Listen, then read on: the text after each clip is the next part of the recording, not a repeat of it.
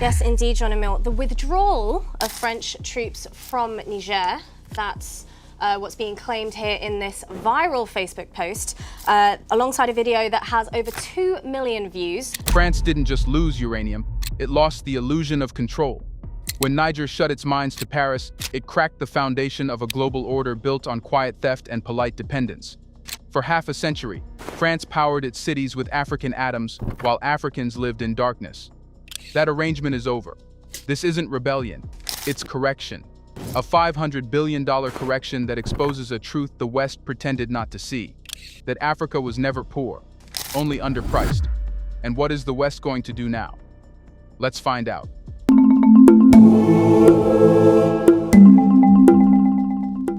It began quietly. No missiles, no protests, no dramatic midnight speech. Just a short decree from Niamey. All uranium operations with France's Orano are hereby suspended. The Republic of Niger assumes full control of national uranium assets, but that sentence hit harder than any explosion. Within hours, markets trembled, officials in Paris went silent, and the world realized something had shifted. Not in the balance of trade, but in the balance of power. For half a century, Niger was treated as an invisible supplier, a dusty name on the paperwork that kept France's nuclear empire glowing. The uranium mined from its deserts powered over 70% of France's electricity, ran submarines, and lit the Eiffel Tower itself. Yet in Niger's own towns, lights still flickered out at night. The country that kept France alive in energy terms lived in the dark, a metaphor so cruel it barely needed words. That injustice had survived wars, coups, and new presidents. It survived every development summit, every handshake in Paris, every loan packaged as partnership. But in 2025, it finally met a government that didn't need applause. It needed results. The military administration in Niamey, already hardened by years of French interference and regional betrayal, decided that symbolism wasn't enough. They wanted ownership. The decision didn't come overnight. It followed months of frustration. France's Orano had been accused of neglecting local commitments, failing to invest in Niger's infrastructure, and refusing to revise pricing formulas that paid the country a fraction of market rates. Niamey's repeated demands for economic fairness were dismissed as populist rhetoric. The arrogance was predictable until Niger decided to end the conversation altogether. When the announcement came, France called it an act of aggression. But that's what empires always call independence. Niger wasn't attacking, it was recalculating. It realized that while it supplied one of the most essential resources in modern civilization, it earned less from it than a French consultancy designing governance programs. The scale of imbalance was grotesque. Uranium worth hundreds of billions over decades had left the country with barely measurable gains. Within 48 hours, reports from Paris painted a picture of panic masked as diplomacy. Orano's executives admitted they could not access stockpiles, 1,500 tons of uranium now sealed within Niger's borders. That stockpile alone, valued at over $250 million, symbolized the transfer of control. France's energy ministry warned of potential supply disruptions, and the shock began to ripple into financial markets. Energy investors saw what French politicians wouldn't admit, that a single decision from a former colony could now shake the foundations of Europe's most industrialized power. But in Niamey, there was no triumphalism, only calm resolve. Government spokesmen framed the move not as revenge, but as restoration. The tone was strikingly measured. We are not confiscating. We are reclaiming what is ours to negotiate. That subtle distinction revealed a new Africa, one that no longer sought validation, only balance. Outside observers struggled to understand the magnitude. France's economy didn't collapse in a day, but the psychological fracture was instant. For the first time in modern history, the empire's confidence cracked, not because of a war, but because of a refusal. A refusal to keep playing by the same silent rules that made one continent rich and another invisible. This wasn't a rebellion in uniform, it was a revolt in arithmetic. Niger looked at the numbers and saw that the math of dependency had stopped working. A $500 billion gap, the accumulated worth of what France took versus what Africa gained, had finally reached its moral limit. And so, a desert that France once called barren has become the most strategic battlefield of the 21st century, where power is no longer measured in weapons, but in will. But how did France manage to control Africa's wealth for so long? France's power was never just political, it was electrical. From Paris's glowing boulevards to Lyon's factories, almost 3/4 of France's electricity came from nuclear reactors, and those reactors ran on uranium dug from African soil. Behind every watt was a transaction shaped not by market logic but by imperial residue. France called it cooperation. Africans called it what it was: continuation. The machinery of that continuation was deceptively elegant. After formal independence, France replaced military occupation with economic architecture. Instead of armies, it built contracts. Instead of governors, it installed companies.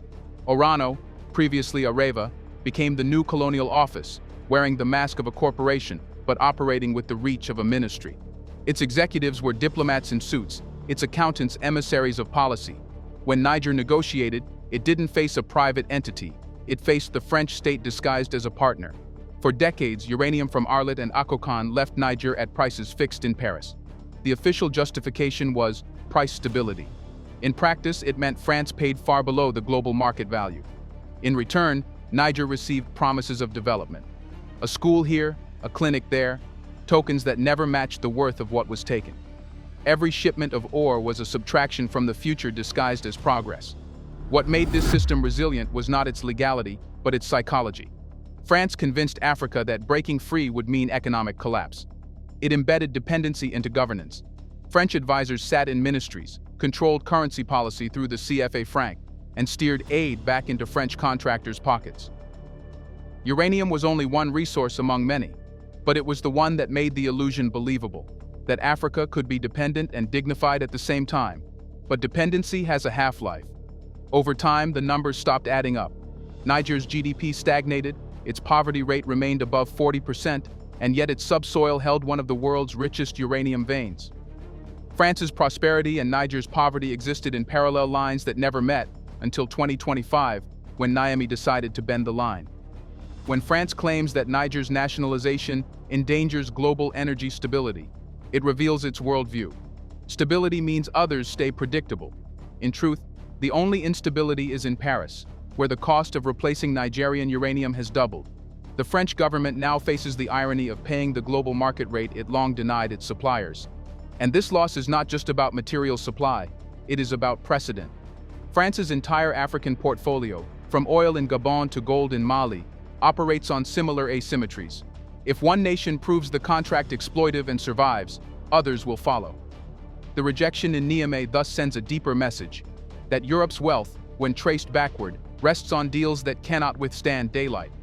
The most painful truth for France is that it never learned to live without Africa. Its energy grid, diplomatic influence, and industrial confidence were all extensions of the colonial umbilical cord. For decades, that cord was invisible. Now it's being cut in public.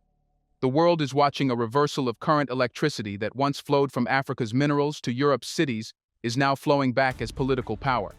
France built an empire on borrowed light. Now, Africa is reclaiming the switch.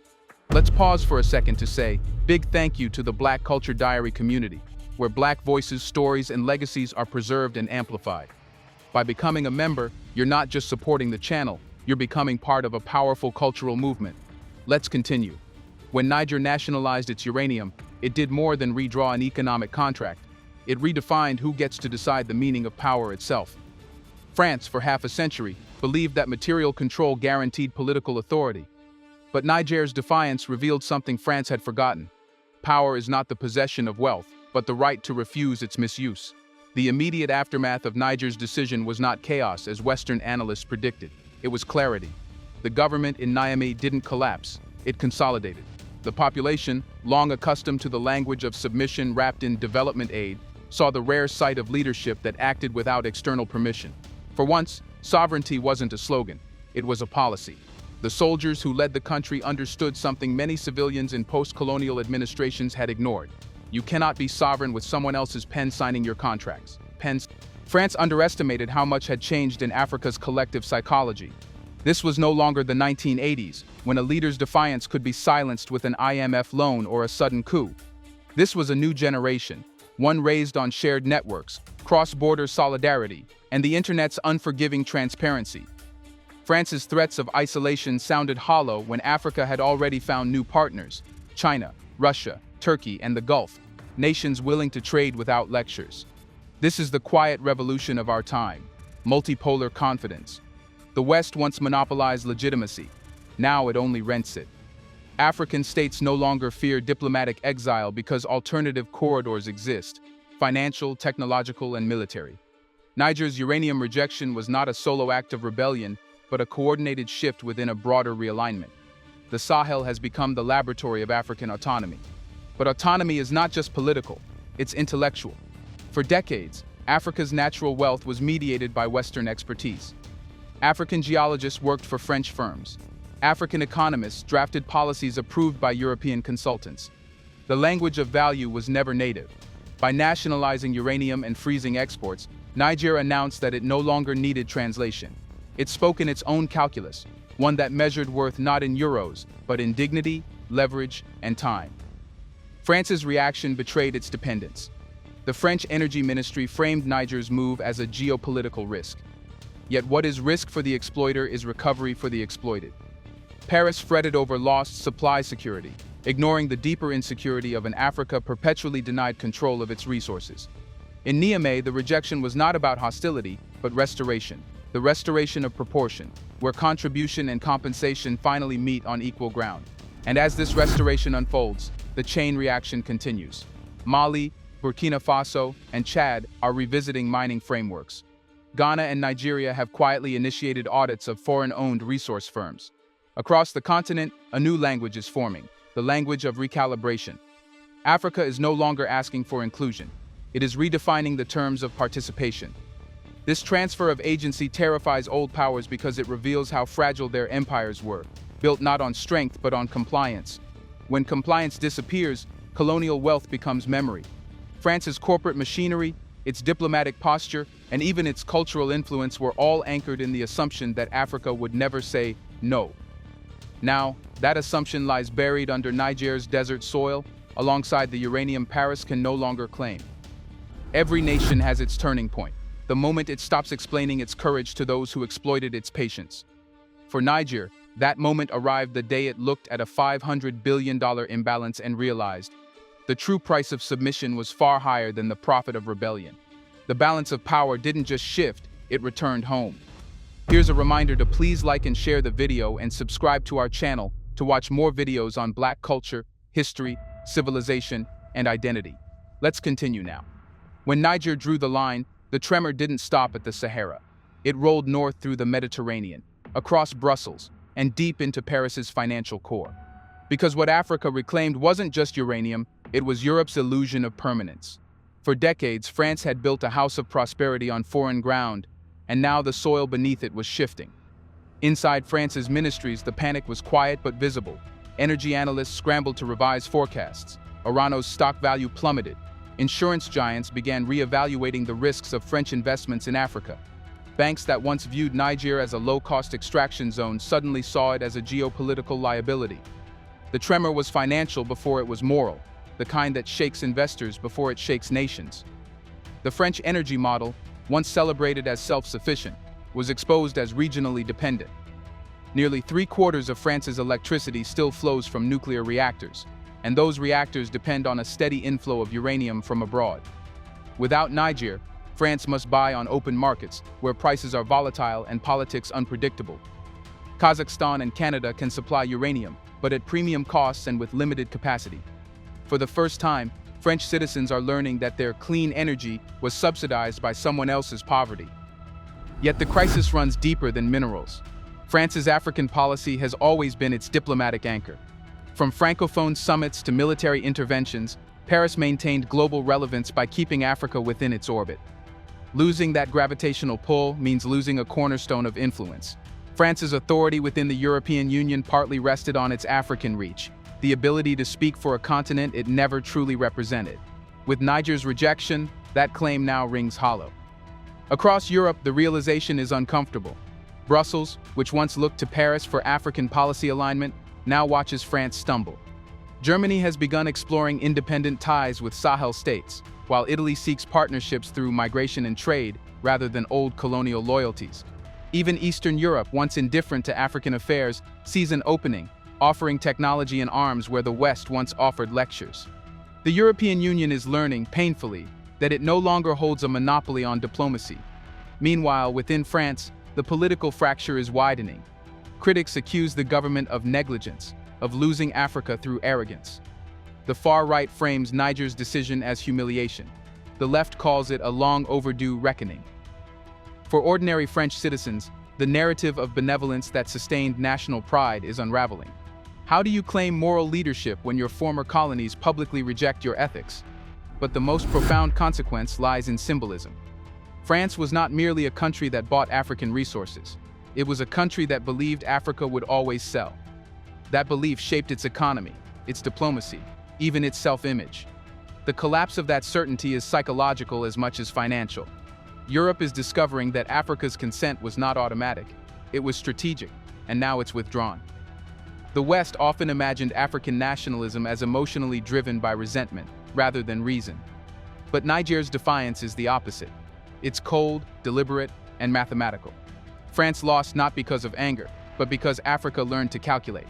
And as France recalculates its energy strategy, a more silent recalculation is happening in Africa. The continent now sees how fragile European confidence truly is. The myth of European indispensability has cracked.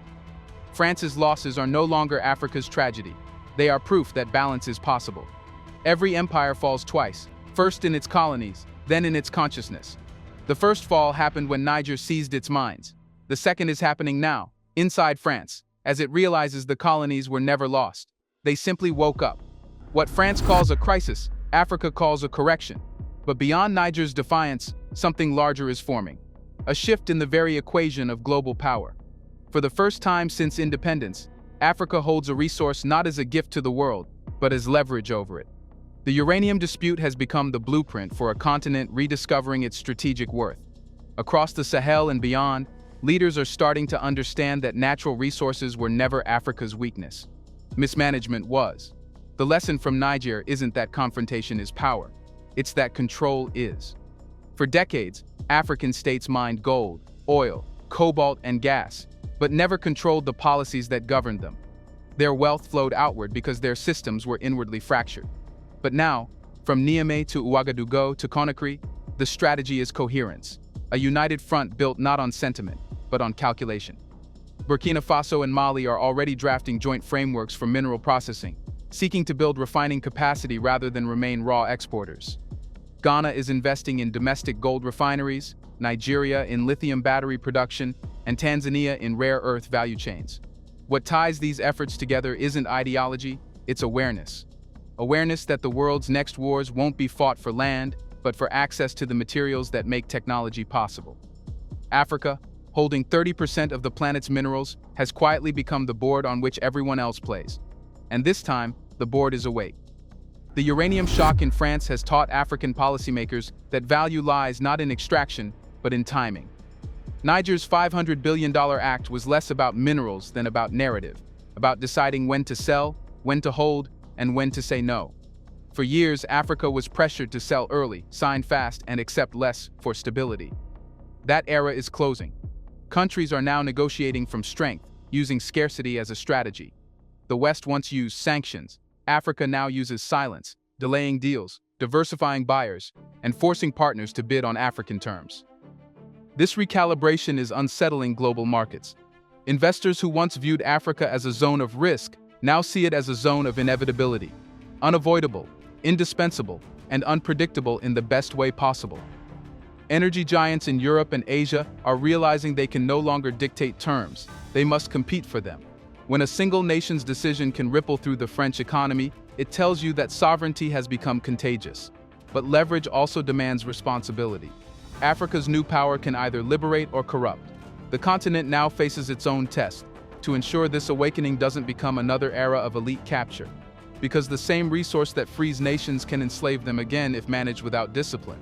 If Niger's uranium victory is to mean anything, it must translate into public benefit, infrastructure, education, and manufacturing, not just geopolitical symbolism. That's the next phase of this story, transformation over triumph.